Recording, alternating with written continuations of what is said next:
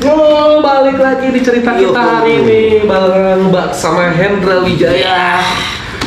Jadi hari ini teman-teman ceritanya kita pengen coba ngobrolin tentang Pilpres 2024 ya, yang lagi marak-maraknya nih antara Ganjar, Prabowo, dan Anies. Ada 3 yang masih maksudnya nggak abu-abu nih, yang kayaknya bakal maju gitu. Iya, soalnya ini kalau Pak Prabowo dia naik lagi, memang dari partainya maunya emang dia gitu kan? Iya. Ya kan? Yes, betul. Nah, kalau Pak Ganjar ini mungkin bisa jadi dilihat dari jejak digital. Ya. Lalu kalau Pak Anies memang langsung dari Nasdemnya minta.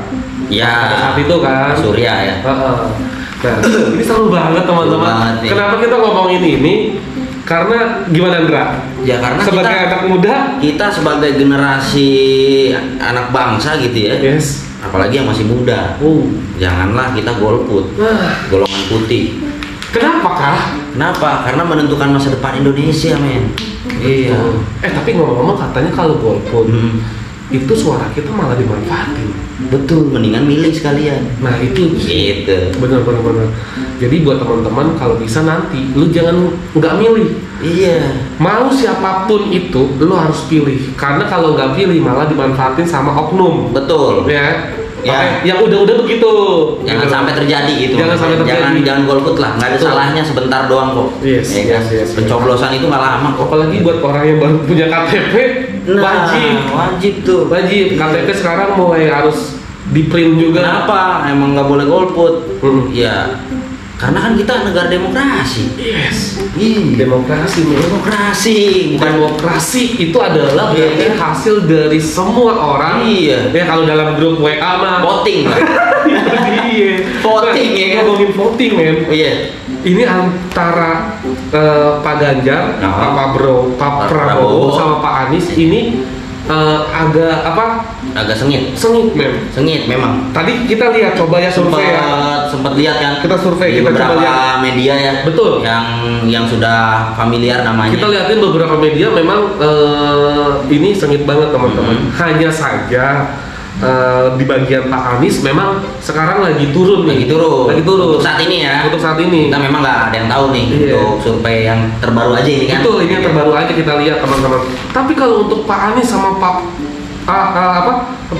Ganjar sama Pak Prabowo itu beda di koma cuy. Beda dikit. Jadi lagi kejar-kejaran tuh. Gokil ya. Kalau melihat survei yang ada di media ya. Wah ini seru banget sih.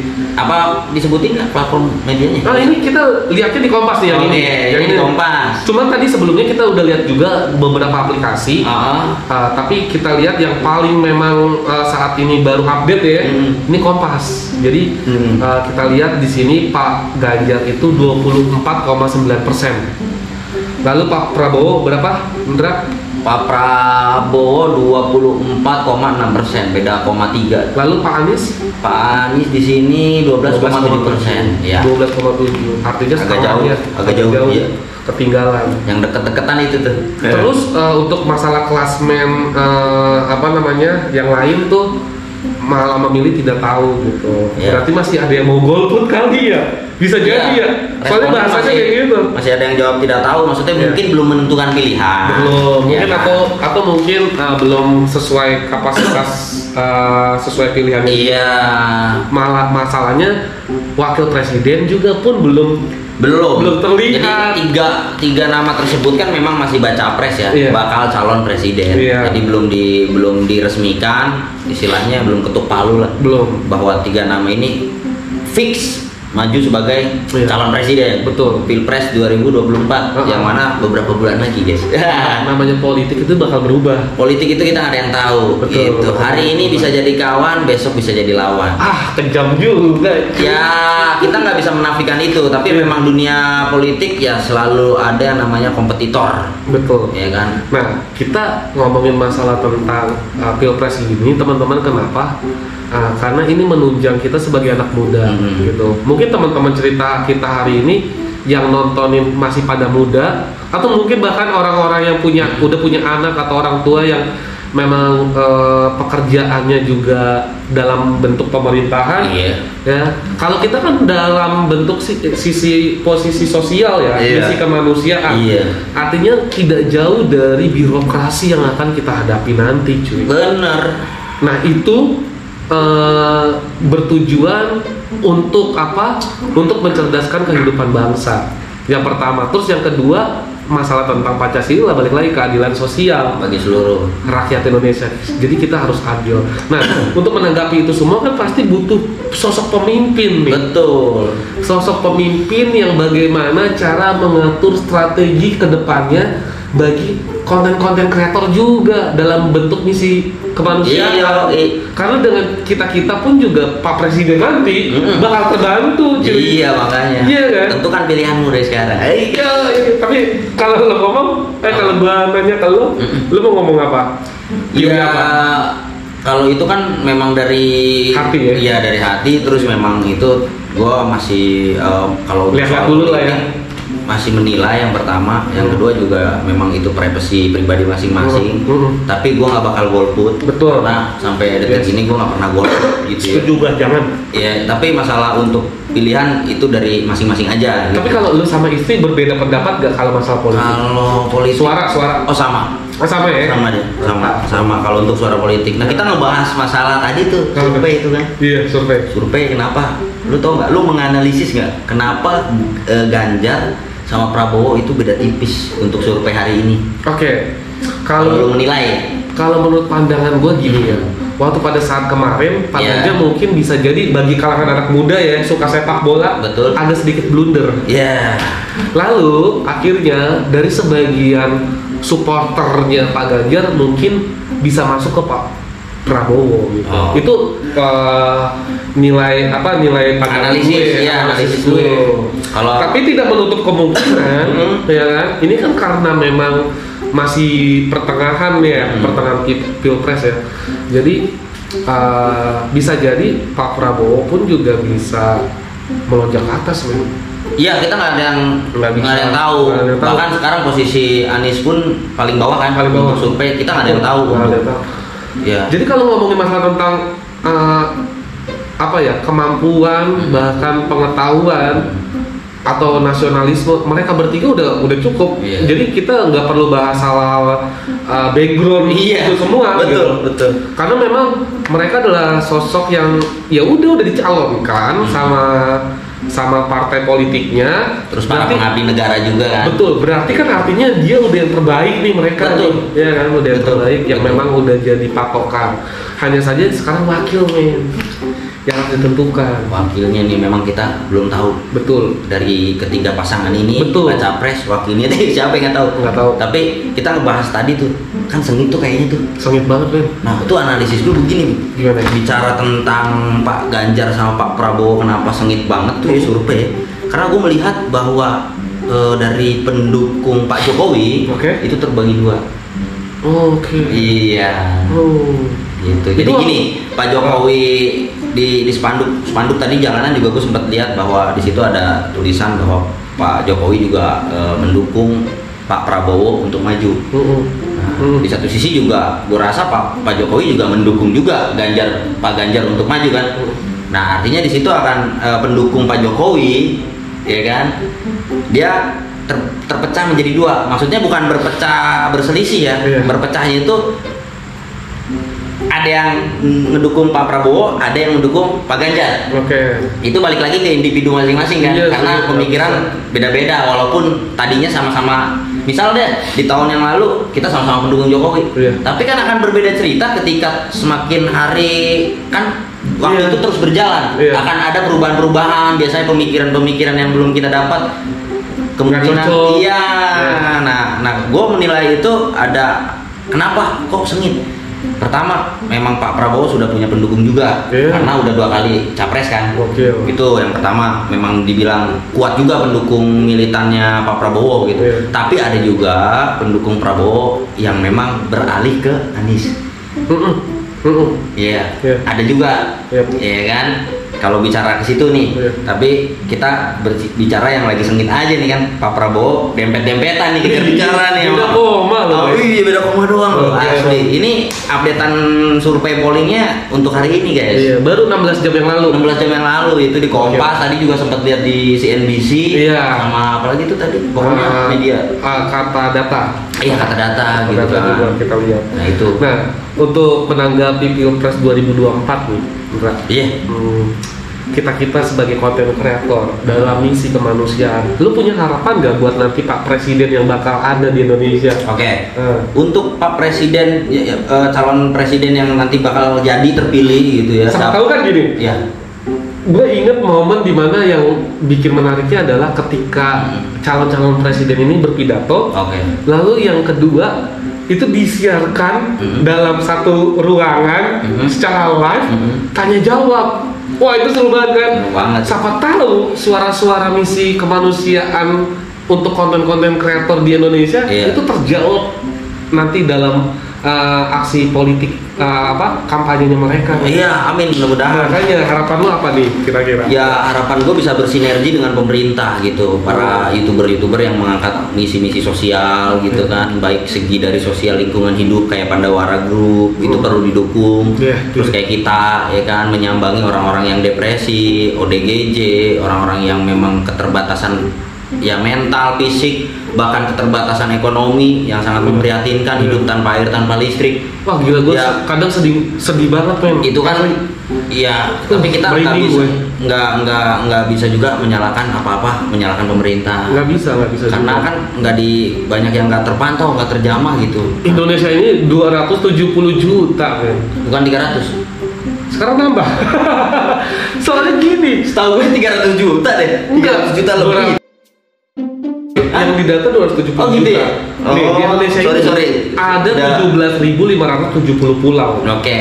Kalau kita pengen singgahin itu semua pulau, kita butuh 4 kali hidup mungkin. Iya. Ya, jadi emang banyak banget men orang di Indonesia itu gila gitu.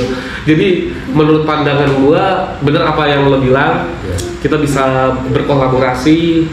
Emang dari dulu juga udah mulai berkolaborasi sih, tapi penyampaian komunikasinya yang kurang.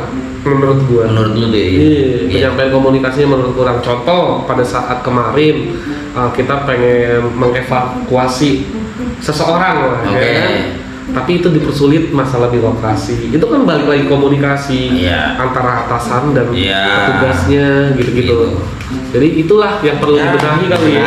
Betul. Apalagi Indra, kira-kira harapannya Indra? Ya harapannya untuk Pilpres mendatang kita tidak kembali ke Pilpres yang di masa lalu, sampai tetangga pun mohon maaf ya, sampai ada yang nggak teguran gitu gara-gara beda maksudnya beda pilihan politik. Jadi kayak misal gue sama lu nih tetanggaan sebelahan, gue dukung Ganjar, lu dukung gue dukung Jokowi, lu dukung Prabowo misal nih, ini mah contoh aja. Gara-gara itu kan kita ngobrol terus tiba-tiba nyamber ke politik. Nah akhirnya di situ pecahnya karena kita sama-sama fanatik, ngerti nggak? Karena fanatisme itu sebenarnya nggak boleh, karena fanatisme itu cenderung dengan berlebihan. Di agama gua pun, kepercayaan gua, hal yang berlebihan itu nggak baik. Emang.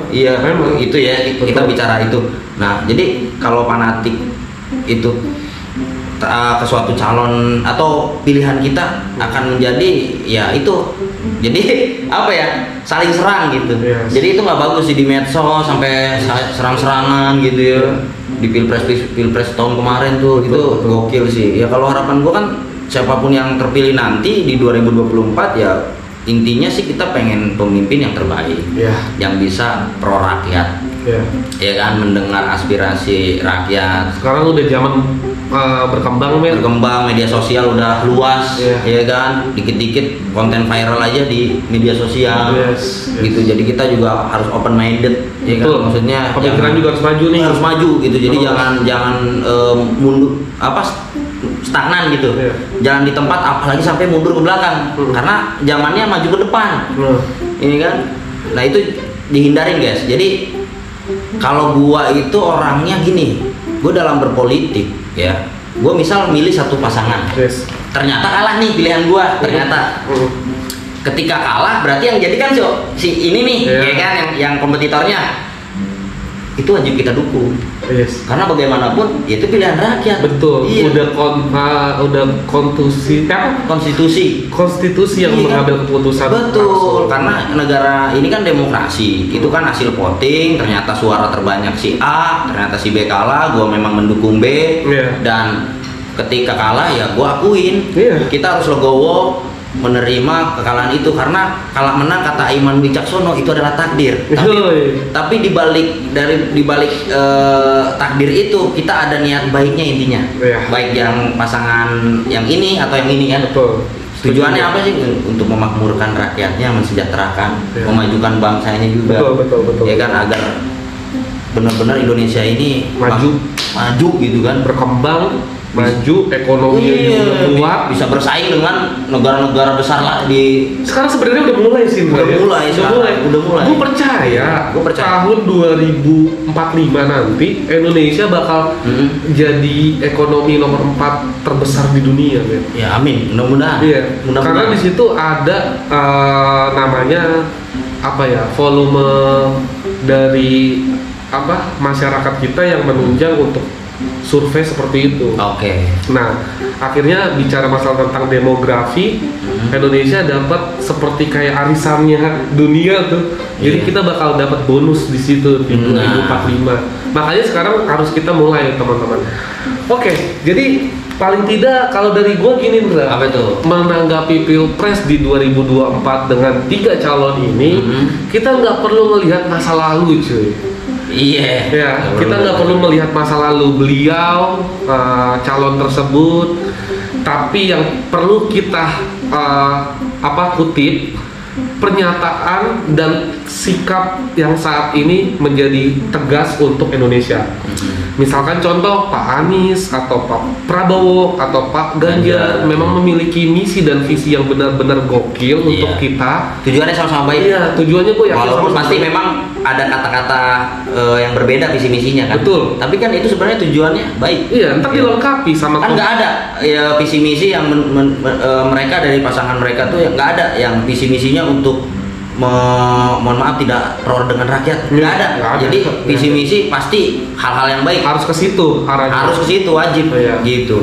Begitupun juga nanti dengan ada oposisi itu bakal jadi kritik yang bagus. Jadi oposisi memang itu kan selalu ada. Akan selalu ada. Jadi nggak apa-apa itu terjadi. Bahkan hal itu terjadi agar pemerintahan yang nanti ada itu menjadi alarm. Ternyata gue salah benar. Walaupun dia masih memimpin gitu.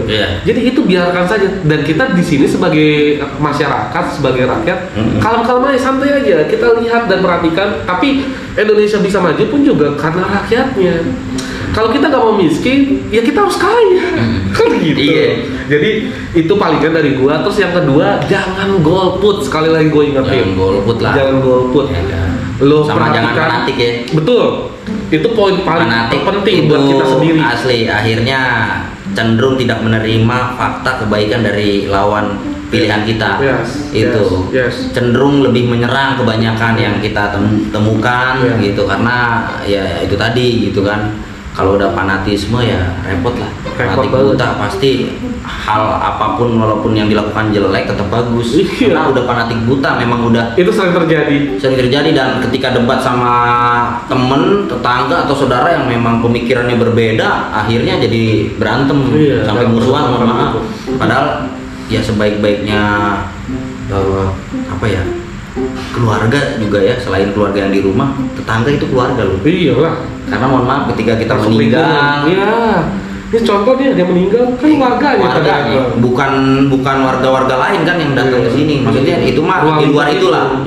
Tapi yang paling utama yang datang duluan kan warga setempat, tetangga kita, tetangga terdekat kita gitu. Jadi kalau cuman gara-gara masalah beda pilihan terus kita sampai musuhan, waduh, sangat disayangkan gitu. Jangan sampai seperti itu gitu kan. Kita yang baik-baik aja. Ya kan. Jadi kayak gitu aja teman-teman.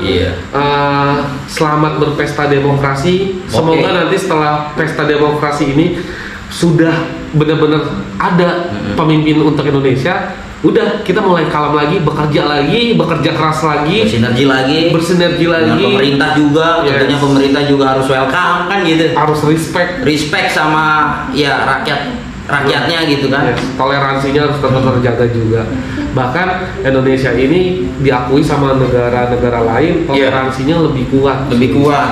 Kalau kemarin ada berita-berita tentang sensitifnya tentang agama di Indonesia, itu abaikan aja karena kita sendiri yang mengalami gitu. Toleransi yang ada di sini bagaimana? Hati-hati provokasi kayak gitu. Palingan gitu aja kali Indra ya. Pokoknya isu agama, isu etnis, ya pokoknya ras ya kan. Itu sensitif. Jadi kalau misalnya kita baca di media sosial ada perdebatan tentang hal-hal tersebut, itu jangan digubris, nggak perlu kalian jawab di komenan, nggak perlu. Karena nggak penting. Buat kita maju juga enggak gitu. Iya, karena kalau bicara agama ya kita kan memang punya keyakinan masing-masing. Iya, udah haknya itu sendiri. Bicara ini, terus bicara etnis lah, kita kan nggak tahu terlahir sebagai apa. Gua campuran. Ketika embrio emang lo bisa ngomong gue pilih ini. Iya, gua harus keturunan etnis ini, gua nggak bisa. Iya kan, gua kan blasteran juga nih. Iya kan, ada 2 suku lo, 2 etnis lo gua. Iya kan, bokap sama nyokap tuh kan.